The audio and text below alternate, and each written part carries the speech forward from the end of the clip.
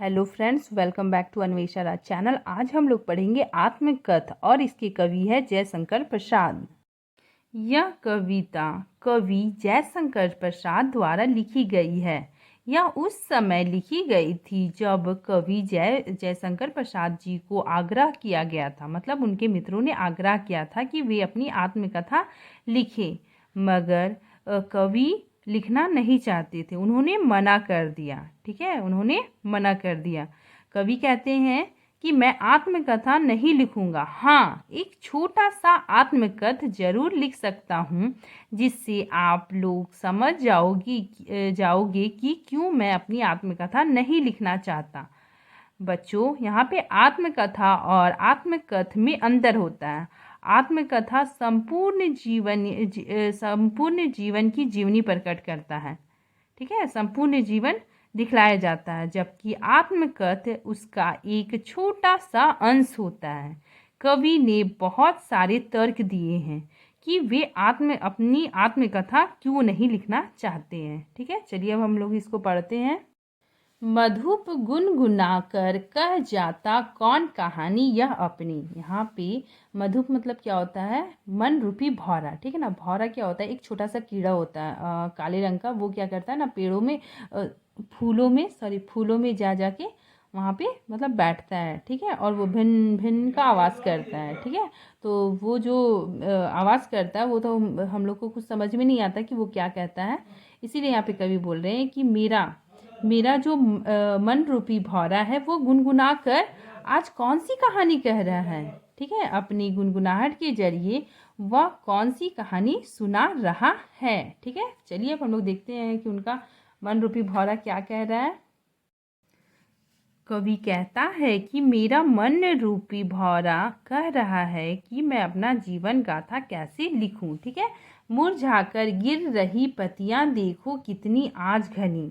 यहाँ पे कवि कह रहे हैं कि आज कितनी पत्तियां मुरझाकर गिर गई हैं। ठीक है ना, मेरा जीवन समाप्त होने वाला है। ठीक, मैं आत्मकथा क्यों लिखूं? ठीक है, मेरा जीवन तो बहुत समाप्त होने वाला है, मतलब मैं तो बुढ़ापे के बहुत नज़दीक आ गया हूँ। ठीक है, तो मैं किस उद्देश्य से आत्मकथा लिखूं? मेरे पास तो इसका कोई कारण नहीं है। ठीक है, क्योंकि मेरा जीवन अब खत्म होने वाला है। ठीक है, नेक्स्ट देखिए। इस गंभीर अनंत नीलिमा में असंख्य जीवन इतिहास। ठीक है, गंभीर मतलब क्या हो गया? गहरा। ठीक है, अनंत मतलब जिसका कोई अंत ना हो। नीलिमा मतलब नीला आकाश। ठीक है ना, और जीवन इतिहास मतलब क्या होता है?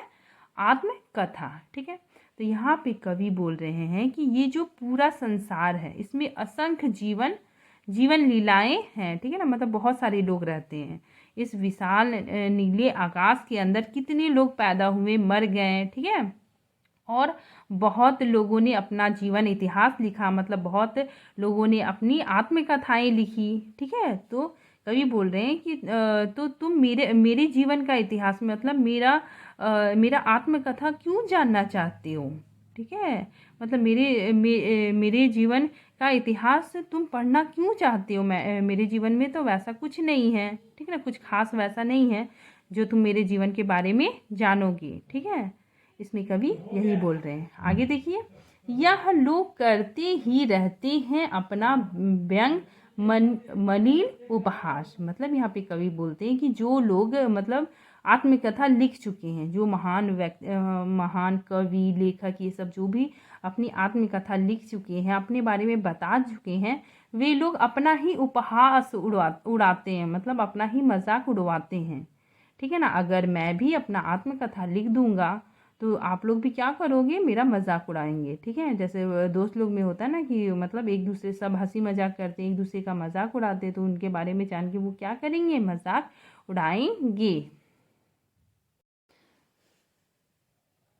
तब भी कहते हो कह डालूं दुर्बलता अपनी बीती। यहाँ पे कवि बोलते हैं कि मेरे जीवन में जो भी दुर्बलता, मतलब मेरे अभाव, मेरी जो कठिनाइयाँ, मेरी जो कमजोरियाँ हैं, ठीक है ना, उसे तुम कहते हो कि अपनी लिखने के लिए। ठीक है, मतलब मेरे जीवन में जो दुर्बलताएं हैं, क्यों मैं अपनी दुर्बलताओं को लिखूं? मैं अपनी आत्मकथा में क्यों लिखूं? अपने दुखों को क्यों लिखूं? मैं लिखना नहीं चाहता। ठीक है, आगे देखिए, तुम सुनकर सुख पाओगे, देखोगे यह गागर रीति। गागर रीति मतलब होता है घड़ा, ठीक है ना, खाली घड़ा। यहाँ पे कवि बोलते हैं कि तुम जब सुनोगे तो तुम्हें बहुत अच्छा लगेगा, ठीक है ना। जब तुम मेरे अगर मैं अपनी आत्मकथा लिख देता हूँ तो तुम पढ़ोगे तो तुम्हें बहुत मज़ा आएगा, ठीक है ना। तुम देखोगे कि कवि के जीवन में, मतलब मेरे कवि बोल रहे हैं कि मेरे जीवन में कोई भी खुशी, ठीक है ना, कोई भी खुशी सुख है ही नहीं। मेरा तो क्या है, गागर रीति, मतलब मेरा जीवन एकदम खाली घड़ा है। मतलब मेरे जीवन में कुछ भी नहीं है, ठीक है, सिर्फ दुख ही दुख है।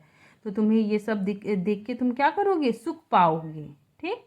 नेक्स्ट देखिए, किंतु कहीं ऐसा ना हो कि तुम ही खाली करने वाले, अपने को समझो मेरा रस ले अपनी भरने वाले। मतलब यहाँ पे कवि बोल रहे हैं कि कहीं ऐसा ना हो कि तुम ही मेरे आत्मकथा को पढ़कर, ठीक है ना, तुम मेरे उन दुखों का कारण समझ लो। मतलब तुम अपने आप पे, मतलब ये ना समझने लगो कि मेरे दुख का कारण तुम ही हो, ठीक है। इसमें ये समझ में आता है, मतलब इसमें कवि बोलना चाह रहे हैं कि मान लीजिए किसी ने, कोई कवि ने अपनी आत्मकथा लिख दी है, ठीक है, तो उसका मित्र उसे पढ़ लिया है, ठीक है ना। तो उसका मित्र जब पढ़ लिया तो वो उस घटना को जब पढ़ता है तो याद आता है कि उसका मित्र को लगता है कि काश मैं उस समय उसका साथ दिया होता, उसकी मदद किया होता तो उसके साथ ऐसा नहीं होता, ठीक है ना।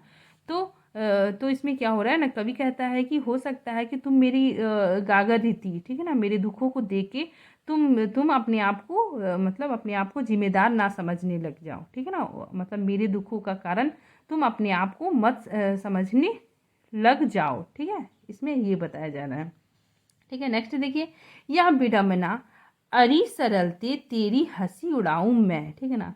यहाँ पे कवि बोल रहे सरलता, मतलब हो गया कि कवि का सरल स्वभाव। मतलब यह कैसी विडम्बना है, कैसा दुख है, ठीक है, कि मैं अपने सरल स्वभाव का हंसी उड़ाना नहीं चाहता हूँ, ठीक है, क्योंकि मेरा बहुत सरल स्वभाव है। इसी वजह से मैं लोगों के साथ इसी कारण लोगों ने मुझे ठगा है, ठीक। यहाँ पे कवि कहता है कि मेरा जो स्वभाव है वो बहुत ही सरल है, ठीक है, और उसके कारण मैं बहुत सारे लोगों से ठगा भी गया हूँ। मुझसे भूल भी हुई होगी, परंतु अपनी सरलता की हंसी सबके सामने उड़ाऊं यह मैं नहीं चाहता, ठीक है ना। मैं यह मतलब मैं इसी वजह से आत्मकथा लिखना नहीं चाहता, ठीक है, यह बहुत दुखदाई होगा, ठीक है। नेक्स्ट देखिए, भूले अपनी या प्रवचना औरों को दिखाऊं मैं।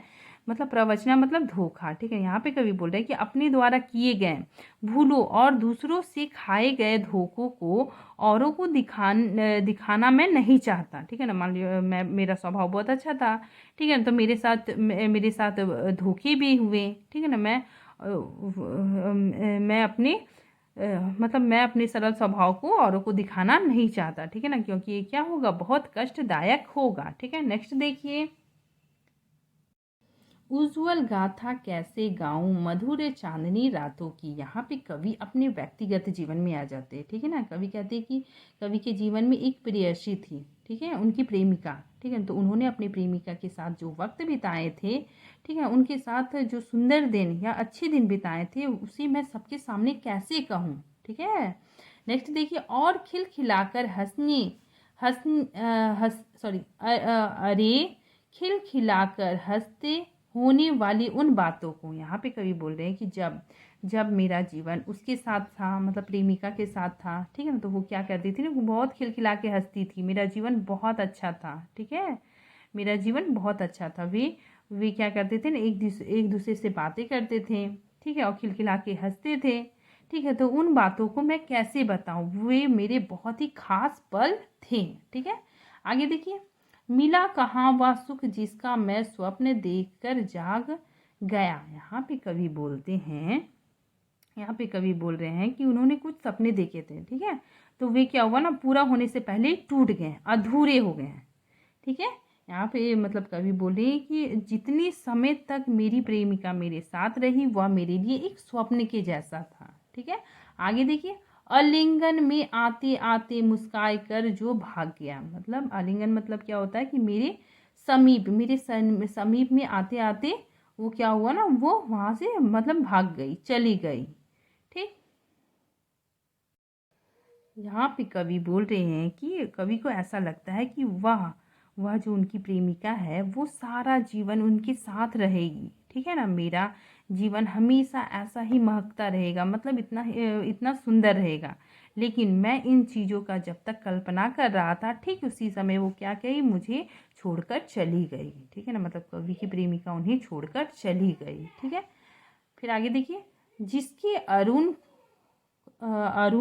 कपोलों की मतवाली सुंदर छाया में, यहाँ पे कवि अपनी प्रेमिका के सौंदर्य का वर्णन करते हैं। ठीक है ना, अरुण कपोलो मतलब लाल गाल। ठीक है, उनकी प्रेमिका के लाल गाल इतनी सुंदर थे कि अनुरागी उषा लेती थी निज सुहाई मधुमय में। मतलब यहाँ पे कवि बोल रहे हैं कि अनुराग उषा मतलब जो भोर होता है, सुबह सुबह। ठीक है ना, मतलब रात खत्म हो जाता है, सूरज उगने वाला होता है, उसमें क्या होता है ना, एकदम सूरज की रोशनी एकदम लाल लाल दिखती है, तो वैसा लाल लाल, वैसी लालिमा उनकी प्रेमिका के गाल थे। ठीक है ना, मतलब इतने सुंदर थे।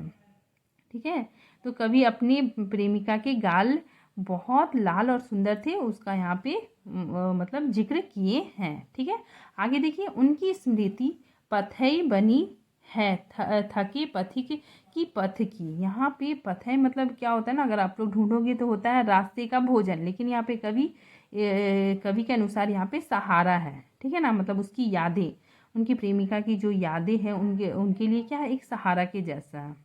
ठीक, तो यहाँ पे कवि बोलते हैं कि उनकी जो प्रेमिका की याद है, ठीक है ना, याद है, उन्हें ऐसा महसूस होता है जैसे कोई यात्री थक गया हो। ठीक है ना, थक के वो छाँव में बैठ के बैठने से उसे कैसा लगता है, बहुत सुकून लगता है। ठीक है ना, तो उसी तरह कवि इस जीवन के भाग दौड़ से जब थक जाता है तो क्या करता है ना, उन यादों में डूब जाता है, तो उन्हें बहुत ही ज़्यादा सुकून महसूस होता है। ठीक है, आगे देखिए, सीवन को उधेड़ कर देखोगे क्या मेरी कथा की। ठीक ना, सीवन मतलब क्या होता है ना, सीवन मतलब होता है सिलाई। ठीक है, सिलाई होता है, और कथा मतलब होता है गुदड़ी।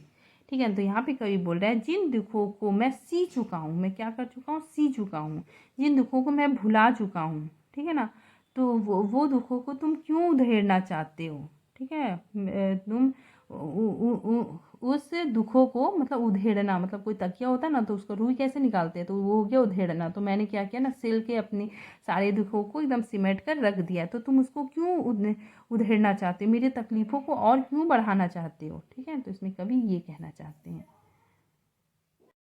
छोटे से जीवन की कैसे कैसे बड़ी कथाएं आज कहूँ। यहाँ पे कवि बोल रहे कि छोटे से जीवन मतलब उनके प्रेमिका के साथ बिताए गए पलों को मैं इस छोटे से जीवन में कैसे बयां करूँ। ठीक है, मतलब कवि कवि कहते हैं कि मैं उसके साथ जो कुछ भी पाया, ठीक है ना, उसके साथ जो कुछ भी महसूस किया, उसके साथ अपनी प्रेमिका के साथ जो महसूस किया वो बहुत अच्छे पल थे।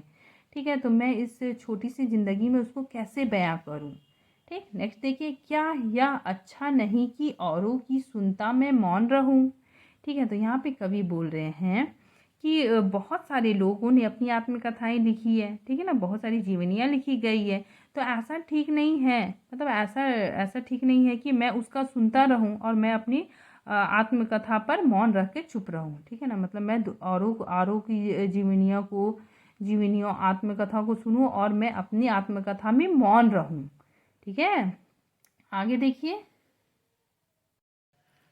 सुनकर क्या तुम्हारा भला करोगे, सुनकर क्या तुम भला करोगे मेरी भोली आत्मकथा। यहाँ पे कवि कहते हैं कि अगर मैं तुम्हें अपनी आत्मकथा सुना भी दूं तो तुम क्या करोगे, तुम्हारा क्या फ़ायदा होगा। मेरी छोटी सी भोली सी आत्मकथा है, उससे तुम्हें कुछ भी नया सीखने को नहीं मिलेगा। ठीक है, यहाँ पे कवि जयशंकर प्रसाद कि सरलता और विनम्रता का भाव भी प्रकट होता है। ठीक है ना, यहाँ पे कवि बोल रहे हैं कि मैंने अपने जीवन में कुछ खास प्राप्त नहीं किया है। ठीक है ना, तो तुम उसको सुनने से, तुम्हें उसको सुनने से कोई भी फायदा नहीं होगा, मेरी आत्मकथा को जानकर तुम्हें कोई ज़्यादा लाभ नहीं होगा। ठीक है, आगे देखिए, अभी समय भी नहीं थकी सोई है मेरी मौन व्यथा। यहाँ पे कवि कहते हैं कि अब मैं बहुत थक गया हूँ। मैंने जीवन में बहुत दुख उतार चढ़ाव देखे हैं, ठीक है। अब मैं उन यादों को एक तरह छुपा लिया है, मतलब एक तरफ छुपा लिया, अपने दिल के किसी कोने में एक तरफ छुपा लिया है, ठीक है ना। और वो मेरी जो व्यथा है, मेरे जो दुख दर्द है, वो बिल्कुल मौन है, ठीक है। अब मेरे पास समय नहीं है कि मैं उसको उधेड़ उधेड़ कर मतलब सबको दिखाऊं, ठीक है ना, क्योंकि मेरी व्यथा क्या हो गई है, बहुत थक गई है और सो गई है, ठीक है ना, और वो मौन भी हो गई है, ठीक है। बस इतना ही है। Thank you friends.